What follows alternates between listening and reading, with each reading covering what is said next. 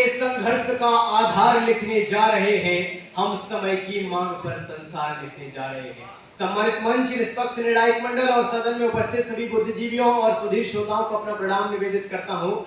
वक्तव्य के इस कुंभ में मेरी अभिव्यक्ति का विषय है भारतीय राजनीति में युवाओं की भूमिका।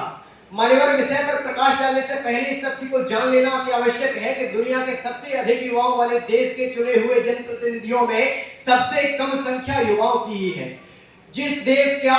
संपूर्ण आबादी का लगभग 65% सिर्फ युवा वर्ग है, उस दुनिया के सबसे बड़े लोकतांत्रिक देश के लोकतंत्र की मां संसद ने आज तक अर्धशतक से कम आयु वाले आधे सदस्यों को भी नहीं देख पाया है। विरोधाभास की पराकाष्ठा को स्पर्श करती ये तथ्य निश्चय ही हमें विषय के सिर्फ एक पक्षीय अंकन करने या सकारात्मक पक्ष की पैरवी करने से सख्त इंकार करते हैं। अर्थात देहात के किसी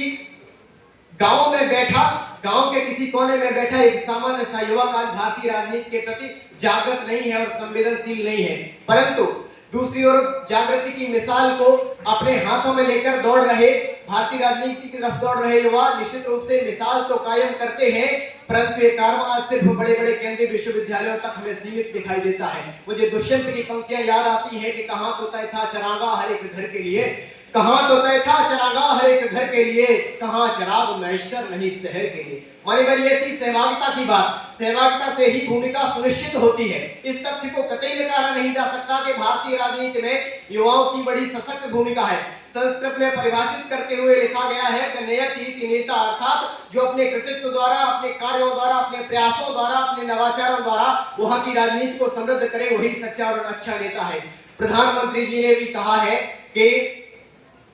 वायु के वेग से गतिमान युवा अद्भुत और विहंगम दक्षताओं, क्षमताओं, नेतृत्व कला से भरे होते हैं, वही भारतीय राजनीति के सच्चे कर्णधार हैं। अगर हम भारतीय इतिहास की ओर दृष्टिपात करें तो युवराज शब्द की संकल्पना से लेकर राम राज्य तक की सुशासन यात्रा भारतीय राजनीति में युवाओं के महत्व को रेखांकित करती है। मगध में आचार्य चाणक्य से दीक्षा लिया हुआ अधना सा सामान्य युवक चंद्रगुप्त जब हिमाद्रि तुंग संग से प्रबुद्ध शुद्ध भारती स्वयं प्रभा समुज्ज्वला स्वतंत्रता पुकारती की अनुगूंज पर नागरिकों को जागृत करके न केवल विदेशी शक्ति को चूर चूर कर देता है, बल्कि अन्याय, अभिमान और कुरीतियों से घिरी हुई मगध की राजगद्दी पर अभिषिक्त होकर भारतीय राजनीति में युवाओं की भूमिका का एक सशक्त परिचय देता है। मान्यवर, वर्तमान संदर्भ में भी संबंधित उदाहरण भरे पड़े हैं। जब विभिन्न प्रांतों के युवा राजनेता वहां के सबसे अधिक जनप्रिय नेताओं के रूप में उभर कर आते हैं, जब आईएएस की कुर्सी से इस्तीफा देकर के छत्तीसगढ़ के खरसिया में एक भारतीय युवा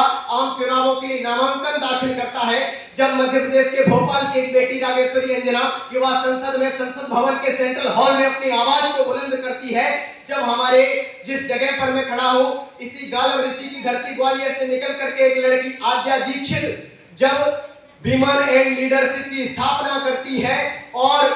पूरे मध्य प्रदेश की बेटी बचाओ बेटी पढ़ाओ अभियान की ब्रांड एम्बेसडर बन जाती है, और जब महज 23 साल की एक लड़की भक्ति शर्मा जनसेवा का संकल्प उठाती है और अमेरिका में समृद्ध नौकरी छोड़ करके बरखेड़ी अब्दुल्ला गांव की सरपंच बनकर के उस गांव की तस्वीर और तकदीर बदल देती है और युवा सरपंच के रूप में यूथ आइकन बन जाती है, तो ये कहना बहुत लाजमी हो जाता है कि वर्तमान संदर्भों में, वर्तमान परिप्रेक्ष्य में और करंट सिनेरियो में भी भारतीय राजनीति के प्रति युवाओं के अंदर संवेदनशीलता है, जागृति है और सचेतना का भाव है।